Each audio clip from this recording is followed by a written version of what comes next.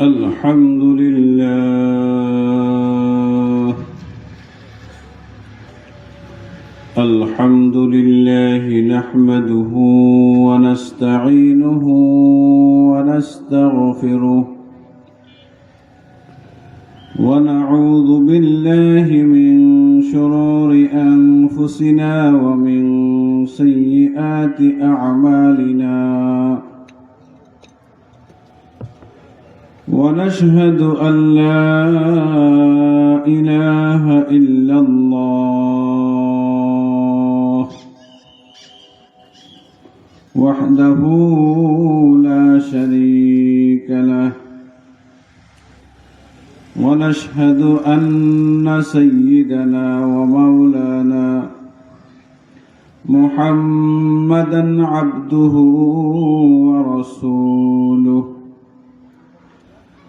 أما بعد فأعوذ بالله من الشيطان الرجيم بسم الله الرحمن الرحيم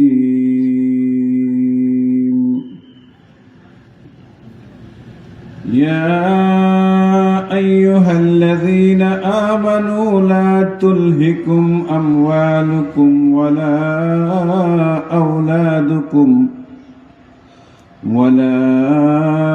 أولادكم عن ذكر الله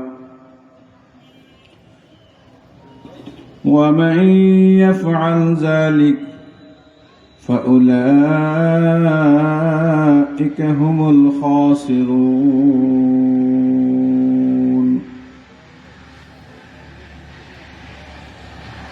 وقال رسول الله صلى الله عليه وسلم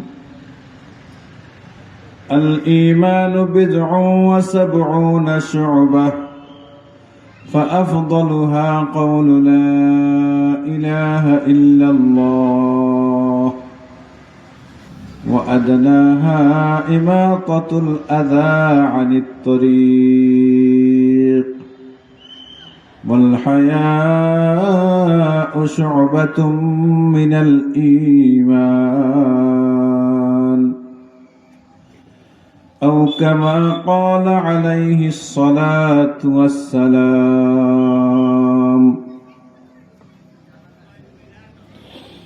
محبت شهيد درود إبراهيمي پوری اللهم صل على محمد وعلى آل محمد كما صليت على إبراهيم وعلى آل إبراهيم إنك حميد مجيد اللهم بارك على محمد وعلى آل محمد كما باركت على إبراهيم وعلى آل إبراهيم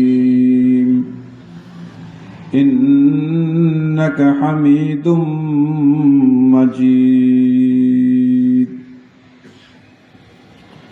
سبحانك لا علم لنا إلا ما علمتنا إنك أنت العليم الحكيم سبحانك لا علم لنا إلا ما علمتنا إنك أنت العليم الحكيم رب اشرح لي صدري ويسر لي أمري واحلل عقدة من لساني يفقه قولي رب اشرح لي صدري ويسر لي أمري واحلل عقدة من لساني يفقه قولي وبك نستعين يا مستعان وبك نستعين يا فتاح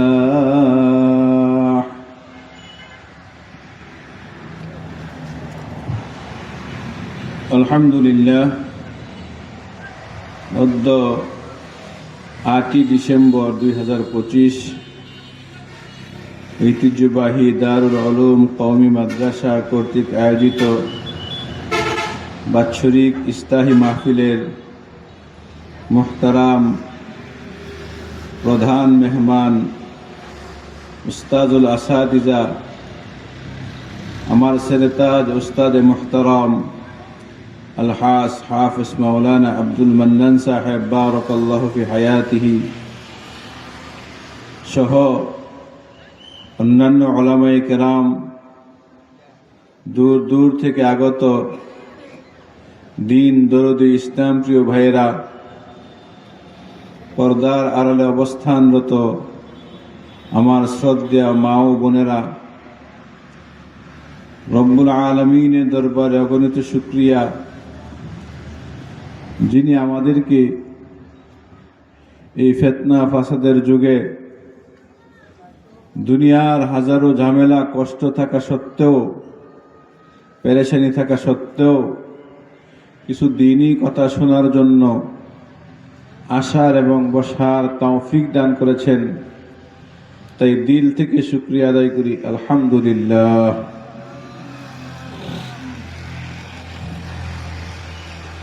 আল্লাহ পাক রব্বুল আলামিন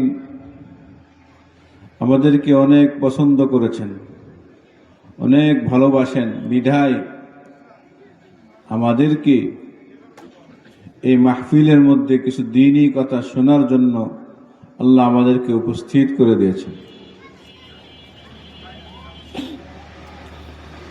প্যারে ভাইও, আল্লাহ তাআলা আপনাকে আমাকে যত নিয়ামত দান করেছেন, যত নিয়ামত দান করেছেন, সমস্ত নিয়ামতের মধ্যে সর্বোত্তম নিয়ামত হলো ঈমানের নিয়ামত। কিসের নিয়ামত? ঈমানের নিয়ামত। মাথা হাত থেকে পায়ের পাতা পর্যন্ত 3.5 হাত বডির মধ্যে আল্লাহ অগণিত নিয়ামত আমাকে আপনাকে দান করেছে। চলার জন্য জমিনের মধ্যে অগণিত নিয়ামত দিয়েছেন, কিন্তু সকল নিয়ামতের মধ্যে 1 নম্বর নিয়ামত হলো বান্দার ঈমানের নিয়ামত। কিসের নিয়ামত? ঈমানের নিয়ামত।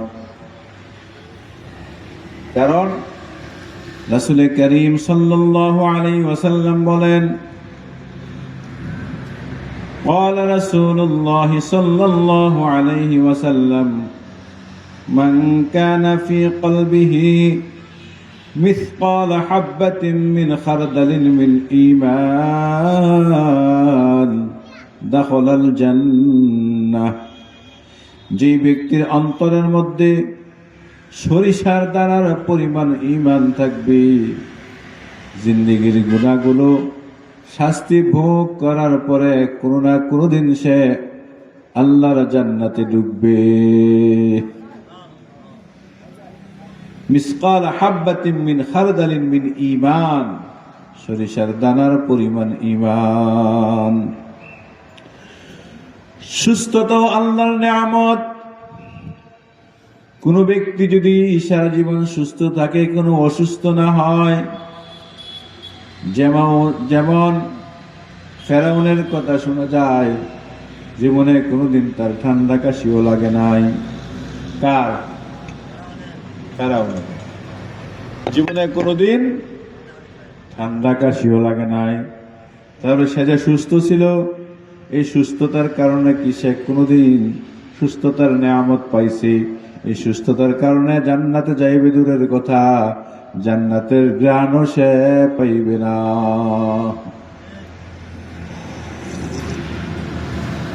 তো সুস্থতার নিয়ামত সে পাইছে, এই সুস্থ থাকার কারণে সে জান্নাতে যাইবে দূরের কথা, জান্নাতের ঘ্রাণও পাইবে না। কে? ফেরাউন। আবার কোন ব্যক্তি যদি অসুস্থ থাকে, অসুস্থ থাকার কারণে তাকে জাহান্নামে দেওয়া হবে এমনও নয়। দুনিয়ার জমিনের মধ্যে যারা দীর্ঘ সময় অসুস্থ ছিলেন, এর মধ্যে হযরত আইয়ুব আলাইহিস সালামের কথা শোনা যায়। কার কথা? একদিন আর 2 দিন নয়, প্যারে দোস্ত, প্যারে হাজরিন, 1 বছর আর 2 বছর নয়, লাগাতার 18 বছর পর্যন্ত অসুস্থ ছিলেন। কে? আইয়ুব আলাইহিস সালাম। শেখ ফরিদুদ্দীন আত্তার রহমাতুল্লাহি আলাইহি বলেন, আস্তনে সবের বেকির মা কুতিদাদ, হামজা ইউনুস লুকমাই বা হুতিদাদ। আস্তনে সবের বেকির মা কুতিদাদ, হামজা ইউনুস লুকমাই বা হুতিদাদ। হযরত আইয়ুব আলাইহিস সালামের শরীর থেকে রব্বুল আলামিন কিরাকে রিজিক দিছে। কারে রিজিক দিছে? কিরা চিনেন নি? কিরা ফুক ফুক ফুক, শরীর ফুচ্ছা আইয়ুব আলাইহিস সালামের শরীরের মধ্যে কিরায় ধরছে, লম্বা ওকিয়া। আর এই অবস্থায় তিনি 18 বছর কাটাইছেন। কত বছর? 18 বছর কাটাইছেন। শরীর থেকে যদি কখনো কোনো কিরা পড়ে যেত, পয়গম্বর আইয়ুব আলাইহিস সালাম ওই কিরাটা ধরে আবার শরীরের মধ্যে উঠাই দিতেন আর বলতেন, হে কিরা, আমার মালিক তোমার রিজিক আমার শরীরের মধ্যে দান করছে। ও কিরা, তোমার রিজিক আল্লাহ কোথায় দান করছে? আমার শরীরের মধ্যে দান করছে। এ কথা বলে তিনি কিরাটা উঠে আবার শরীরের মধ্যে দিয়ে দিতেন। কিরা আইয়ুব আলাইহিস সালামের পুরা শরীর, পুরা দেহটা খাইতে খাইতে খাইতে খাইতে জিহ্বা পর্যন্ত পৌঁছে গেছে। আইয়ুব আলাইহিস সালাম আল্লাহর দরবারে ফরিয়াদ করেন, আল্লাহ,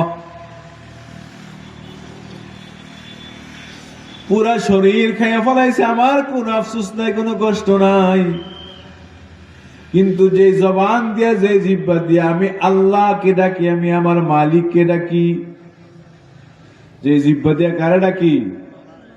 আমি আমার মালিককে ডাকি। আল্লাহ, এই জিহ্বাটা যদি কিরায় খাইয়া ফলাই গো আল্লাহ, আমি তো আমার এই জবান দিয়ে আর আপনাকে ডাকতে পারবো না। মাওলায়ে কারীম আমার পুরা শরীরকে কিরার রিজিক বানাইছেন, আমার কোনো আফসোস নাই, কোনো কষ্ট নাই। আপনার কাছে দরখাস্ত, আমার জিহ্বাটা আপনি কিরার রিজিক বানায়েন না। কি? আমার জিহ্বাটা আপনি কিরার রিজিক বানায়েন না, যেন এই জিহ্বা দিয়া আমি আপনাকে ডাকতে পারি, লা ইলাহা ইল্লাল্লাহ, লা ইলাহা ইল্লাল্লাহ। সবাই জিকির করেন, লা ইলাহা ইল্লাল্লাহ, লা ইলাহা ইল্লাল্লাহ, লা ইলাহা ইল্লাল্লাহ।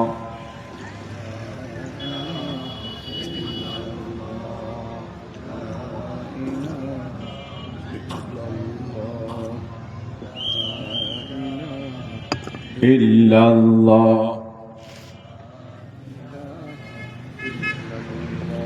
লা ইলাহা ইল্লাল্লাহ, লা ইলাহা ইল্লাল্লাহ, লা ইলাহা ইল্লাল্লাহ, ইলাহা ইল্লাল্লাহ, লা ইলাহা ইল্লাল্লাহ, লা ইলাহা ইল্লাল্লাহ, লা ইলাহা ইল্লাল্লাহ, লা ইলাহা ইল্লাল্লাহ, লা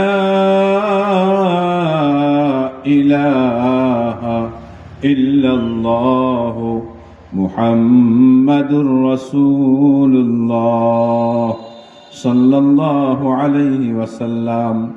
এই ঘটনা আল্লাহ তাআলা কোরআনে কারীমের মধ্যে আনছেন।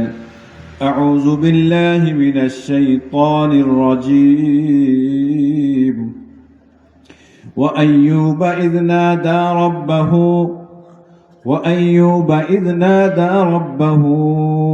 أني مسني الضر وأنت أرحم الراحمين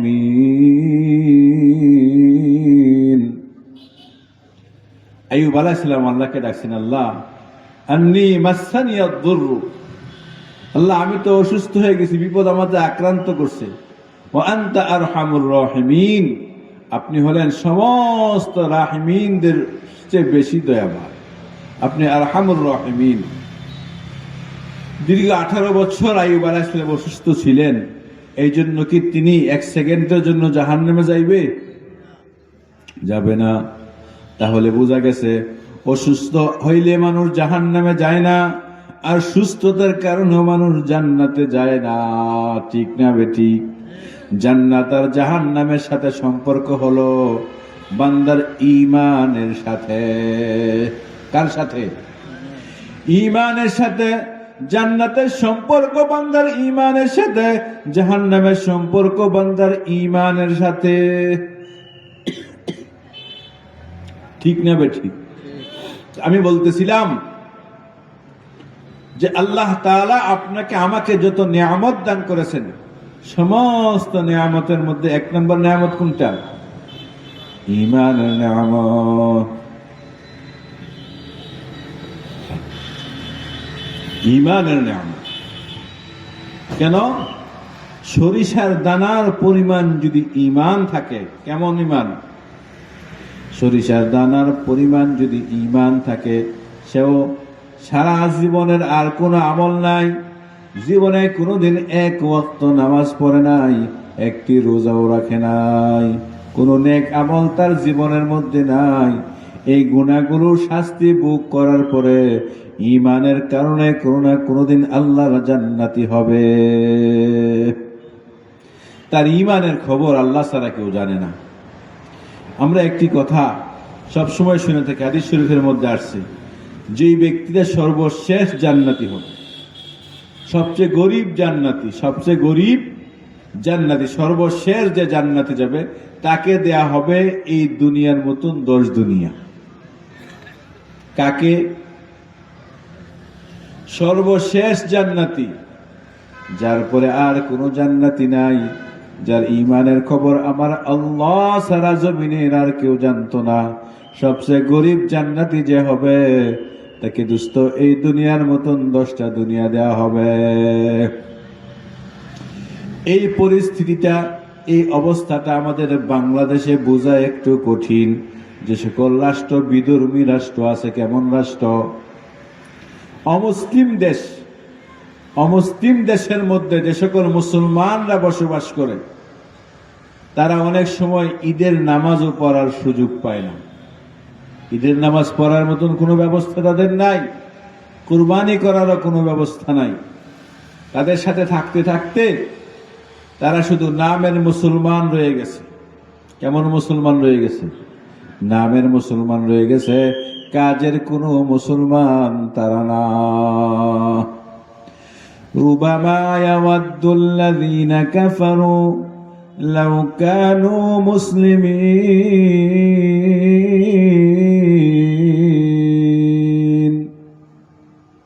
14 নম্বর পারার একেবারে প্রথম আয়াত রুবামা ইয়াওয়াদ্দুল্লাযীনা কাফারু লাউ কানু মুসলিমিন কাফেররা আফসোস করে বলবে হায় আমরা যদি মুসলমান হইতাম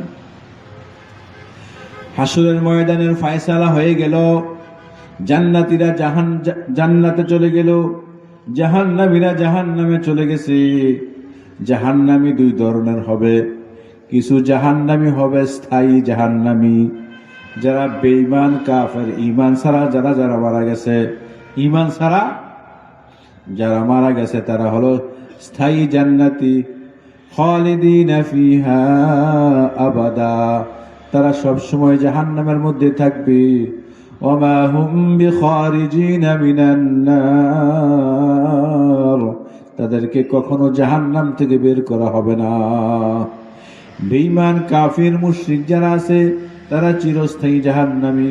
কথা বুঝেন ভালো কইরা। বেঈমান কাফের মুশরিক যারা তারা কেমন জাহান্নামী? চিরস্থায়ী জাহান্নামী। তারা কোনোদিন জাহান্নাম থেকে বের হবে না। আর কিছু মুমিন আছে, মুমিন গুনাহ করছে কিন্তু তওবা করে নাই। গুনাহ করছে, কি করে নাই? তওবা করে নাই, গুনাহ নিয়েই মারা গেছে। তাদের গুনাহের শাস্তির জন্য তাদেরকেও জাহান্নামে দেওয়া হবে। গুনাহের শাস্তির জন্য কোথায় দেওয়া হবে? জাহান্নামে দেওয়া হবে। এই লোকগুলো চিরস্থায়ী জাহান্নামী না, এগুলো অস্থায়ী জাহান্নামী। এগুলো কি? অস্থায়ী জাহান্নামী। এমন অস্থায়ী জাহান্নামীর অনেক প্রকার আছে, অনেক প্রকার আছে। কেউ অল্প সময়ের জন্য জাহান্নামে ভোগ করে চলে আসবে, কারো শাস্তি বেশি হবে, কারো শাস্তি কম হবে। কারো শাস্তি বেশি হবে, কারো শাস্তি কম হবে। ওই যে বলছিলাম, মান কানা ফি কলবিহি মিসকাল হাববাতিন মিন খারদালিন মিন ঈমান দাখালাল জান্নাহ। যার অন্তরের মধ্যে সরিষার দানার পরিমাণ ঈমান আছে, সেই লোকটাও কোনোদিন আল্লাহর জান্নাতের জান্নাতি হবে। ওই লোকটাকে দোস্ত, ওই লোকটা তো ওই সমস্ত লোক হবে যারা অমুসলিম দেশের মধ্যে বসবাস করে জীবনে কোনোদিন নামাজ পড়ার সুযোগ পায় নাই, জীবনে কোনোদিন রোজা রাখে নাই, জীবনে কোনোদিন হজ করে নাই, যাকাত দেয় নাই, কুরবানি করে নাই, অমুসলিম দেশের মধ্যে থাকে। আল্লাহ তাআলা ঘোষণা করবেন জাহান্নামের ফেরেশতাদেরকে, জাহান্নামের মধ্যে কোনো মুমিন ঈমানওয়ালা আছে কিনা? ফেরেশতারা বলবে হ্যাঁ আছে। ফেরেশতারা কি বলবে? আল্লাহ বলবেন কারা কারা? তখন ফেরেশতারা চিহ্নিত করবে। আল্লাহ তাআলা ওই সকল জাহান্নামীদেরকে জাহান্নাম থেকে বের করে দেওয়া হবে, জাহান্নাম থেকে বের করে তাদেরকে জান্নাতে দেওয়া হবে। সর্বশেষ আল্লাহ তাআলার একটা ঘোষণা হবে, ও জাহান্নামের দায়িত্ব প্রাপ্ত ফেরেশতারা তোমরা বলো এখনো জাহান্নামের মধ্যে কোনো ঈমানওয়ালা আছে কিনা? এখনো জাহান্নামের মধ্যে কোনো ঈমানওয়ালা আছে কিনা? ফেরেশতারা বলবে রব্বুল আলামিন, না না না, জাহান্নামের মধ্যে এখন আর কোনো ঈমানওয়ালা নাই। জাহান্নামের মধ্যে যারা আছে সবাই বেঈমান। জাহান্নামে যারা আছে তারা সবাই কি? যারা বেঈমান কাফির মুশরিকরা আছে।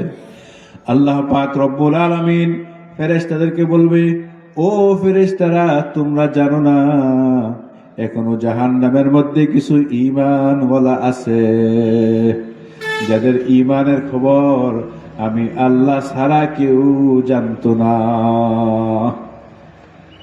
যাদের ঈমানের খবর আমি আল্লাহ ছাড়া কেউ জানতো না।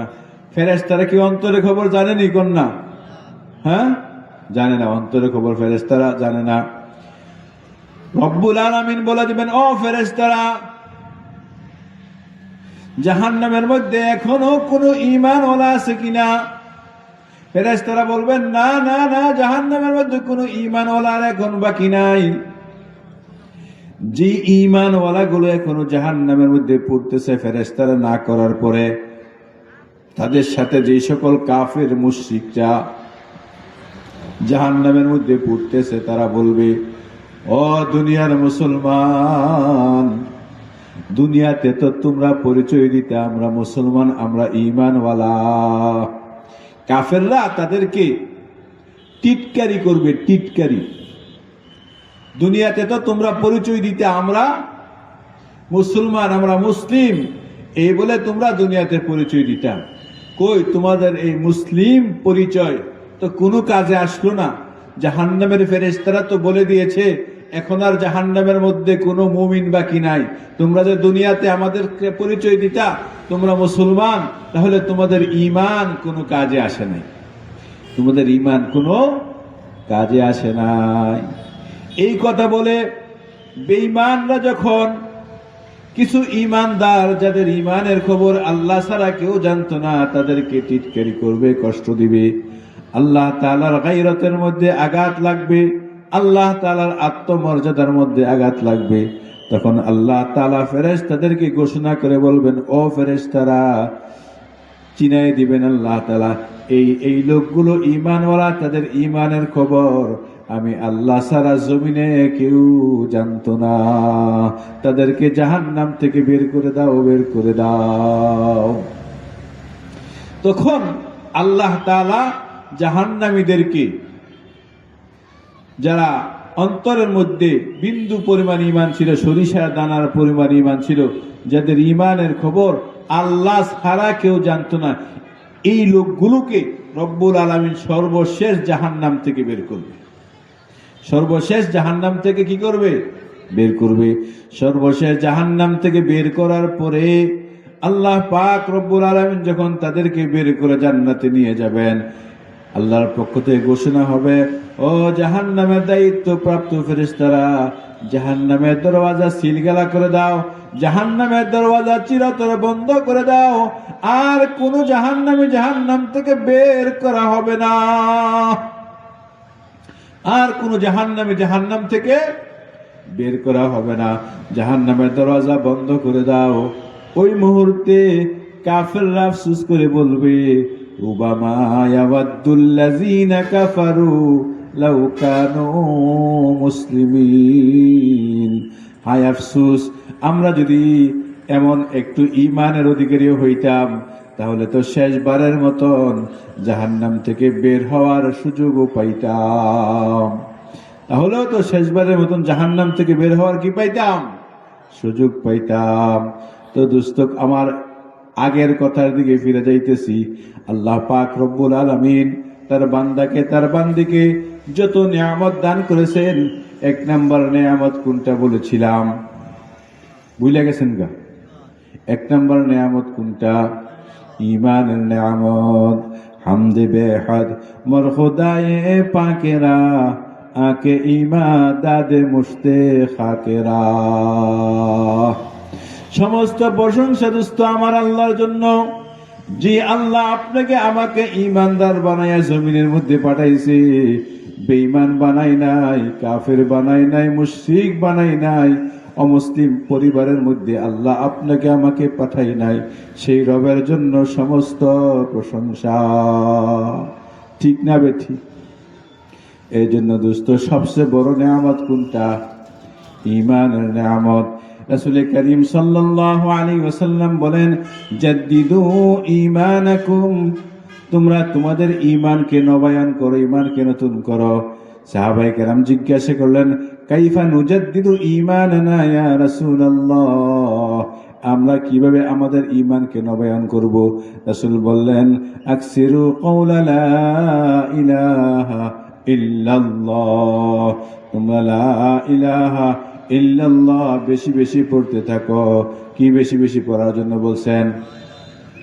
একটু জিকির করি, লা ইলাহা ইল্লাল্লাহ, লা ইলাহা ইল্লাল্লাহ, লা ইলাহা ইল্লাল্লাহ, লা ইলাহা ইল্লাল্লাহ, লা ইলাহা ইল্লাল্লাহ, লা ইলাহা ইল্লাল্লাহ, লা ইলাহা ইল্লাল্লাহ, লা ইলাহা ইল্লাল্লাহ, লা ইলাহা ইল্লাল্লাহ, লা ইলাহা ইল্লাল্লাহ, লা ইলাহা ইল্লাল্লাহ মুহাম্মাদুর রাসূলুল্লাহ সাল্লাল্লাহু আলাইহি ওয়াসাল্লাম।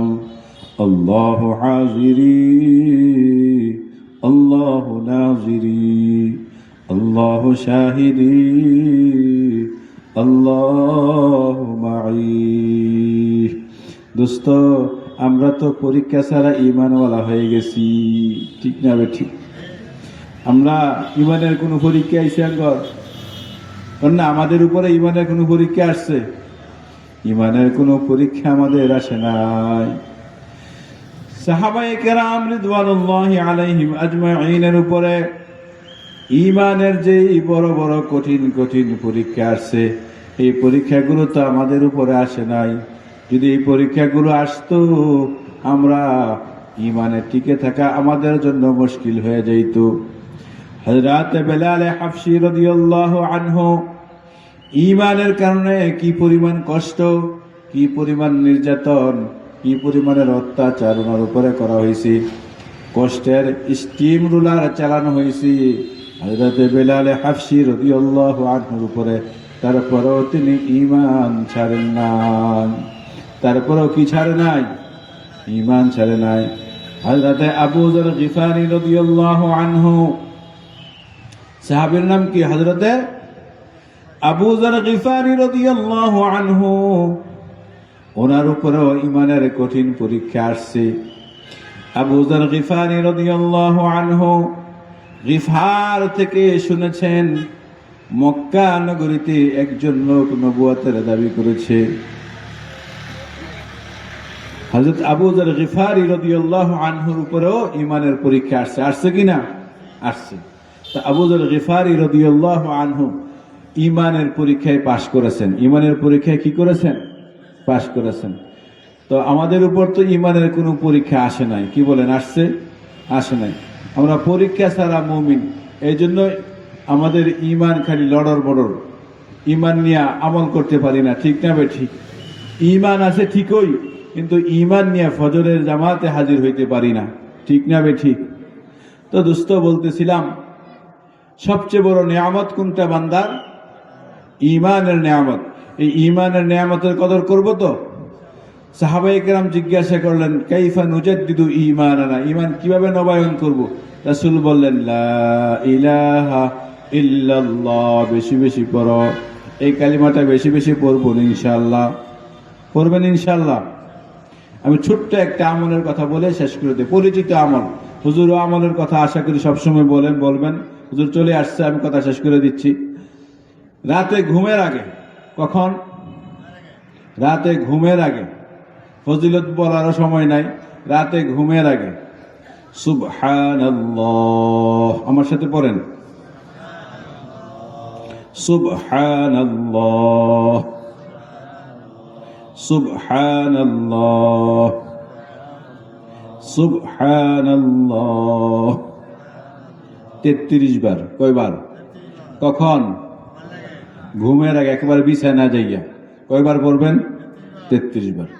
আলহামদুলিল্লাহ, আলহামদুলিল্লাহ, আলহামদুলিল্লাহ, আলহামদুলিল্লাহ। কতবার? 33 বার। আল্লাহু আকবার, আল্লাহু আকবার, আল্লাহু আকবার, আল্লাহু আকবার। কতবার? 34 বার পড়বেন ইনশাল্লাহ। এই আমলটা সরাসরি এই রাতের পড়াটা সবই তো রসুল থেকে। রাসূল করিম সাল্লাল্লাহু আলাইহি ওয়াসাল্লাম তার আদরের কন্যা হযরতে ফাতেমা রাদিয়াল্লাহু আনহা এবং হযরতে আলী রাদিয়াল্লাহু আনহুকে রসুল নিজে যাইয়া ওনাদের ঘরে দুইজন শোয়া, মাঝখানে রসুল বৈশা দুইজনকে আমলটা শিখাইছে। রসুল স্বামী স্ত্রী দুইজন বসা, দুইজন শোয়া। এই শোয়ার অবস্থায় রসুল দুইজনের মাঝখানে বসছেন, মাঝখানে বৈশা দুইজনকে আমলটা শিখাইছেন। হযরতে ফাতেমা রাদিয়াল্লাহু আনহা বলেন, রসুল যে বসছেন, রসুলের পায়ের ঠান্ডা আমার পায়ের পেটের মধ্যে অনুভব করছি। রসুলের পায়ের ঠান্ডা, রসুলের পাওয়াটা আমার পেটের মধ্যে লাগছে, এই জন্য আমি ঠান্ডা অনুভব করছি। রসুল নিজে কাদেরকে শিখাইছে? এই রাতের আমলটা রসুল কাদেরকে শিখাইছে? দুইজনকে। কয়জনকে? একজন মেয়ে আর একজন হলো মেয়ের জামাতা, একজন ফাতেমা আর একজন হযরত আলী রাদিয়াল্লাহু আনহুমা। ঠিক না বে ঠিক? শিখাইছে। আলী রাদিয়াল্লাহু আনহু এই হাদিস বর্ণনা করেছেন। বর্ণনা করার পরে তিনি নিজে বলতেছেন, ফামা তারাকতু বাদি, রসুল যেদিন আমাকে আমলটা শিখাইছে ওই দিন থেকে এই মুহূর্ত পর্যন্ত আমি একদিনের জন্য এই আমলটা ছাড়ি নাই, ছুটে নাই। একদিনের জন্য কি করে নাই? ছুটে নাই। একজন সাহাবী প্রশ্ন করলেন, আমিরুল মুমিনিন, আলা লাইলাতা সিফফিন, সিফফিনের রাতেও কি আমলটা ছুটে নাই? সিফিনের কথা বলতে গেলে লম্বা কথা। ভুল বুঝাবুঝির কারণে হযরত আলী এবং হযরত মুআবিয়া দুজনই রাসূলের বড় বড় সাহাবী, অনেক সময় আপন ভাইয়ের মধ্যে ভুল বুঝাবুঝি হয়ে যায়, হয় কি হয় না? হযরত আলী এবং হযরত মুআবিয়া রাদিয়াল্লাহু আনহুমা দুইজনের মধ্যখানে একটা যুদ্ধ হয়েছিল। এই যুদ্ধের নাম হলো সিফিনের যুদ্ধ। কিসের যুদ্ধ? সিফিনের যুদ্ধ। একদিকের সেনাপতি হযরত আলী রাদিয়াল্লাহু আনহু, অপর দিকের সেনাপতি হযরত মুআবিয়া রাদিয়াল্লাহু আনহু। যুদ্ধের সময় যুদ্ধের সেনাপতি কেমন ব্যস্ত থাকেন, ঠিক না বে ঠিক? বিয়ের আগের রাতে মেয়ের বাবা ছেলের বাবা কেমন ব্যস্ত থাকে, ঠিক না বে ঠিক? ওই সময় তো খাবারেরও সময় পায় না, ঠিক না বে ঠিক? তো হযরতে আলী রাদিয়াল্লাহু আনহুকে একজন প্রশ্ন করতেছেন, আলা লাইলাতা সিফিন, সিফিনের যে যুদ্ধ হয়েছিল ওই সময় যে আমরা যুদ্ধের সেনাপতি ছিলেন, কঠিন ব্যস্ত ছিলেন, ওই সময়ে কি আপনার এই আমলটা ছুটে নাই? আলী রাদিয়াল্লাহু আনহু জবাব দিয়েছেন, লা লাইলাতা সিফিন, সিফিনের রাতে ওই আমলটা ছুটে নাই। তাহলে দোস্ত, আমরা যারা এখানে উপস্থিত আছি, যারা বাইরে থেকে আমার মায়েরা বোনেরা শুনতেছেন, আলী এবং হযরত ফাতেমা রাদিয়াল্লাহু আনহুমা তারা যেদিন শুনছে, রাসূল যেদিন শিখাইছে, ওই দিন থেকে আমলটা ছাড়ে নাই। এই আমলটা করার জন্য কোনো ওযুর দরকার নাই, শরীর ফাঁকেরও দরকার নাই। ঘুমের আগে এই আমলটা আমরা কইরা ঘুমাবো না ইনশাআল্লাহ। আল্লাহ আমাকে সহ সবাইকে তৌফিক দান করুক। আল্লাহ যেন এই আমলটা করতে পারি, আমরা যেন সবাই যেন করতে পারি। আল্লাহ যেন আমাদের সবাইকে তৌফিক দান করুক। আমি গুনাহগার, যেদিন এই হাদিসটা পড়ছি, আমার নিজেরটা প্রকাশ করার জন্য বলতেছি না, আপনাদের আগ্রহ দেওয়ার জন্য বলতেছি। আল্লাহ যেন আমাকে মাফ করে দেয়, আমার প্রকাশ করা বলতেছি না, আল্লাহ যেন আমাকে মাফ করে দেয়, আগ্রহ দেওয়ার জন্য বলতেছি। আমি গুনাহগার, যেদিন এই হাদিসটা পড়ছি এবং পড়াইছি, ওই দিন থেকে নিয়ে আমিও আলহামদুলিল্লাহ আমলটা ছাড়ি নাই। এই জন্য আমরা করবো তো ইনশাল্লাহ আমলটা। আল্লাহ আমাদের সবাইকে তৌফিক দান করুক।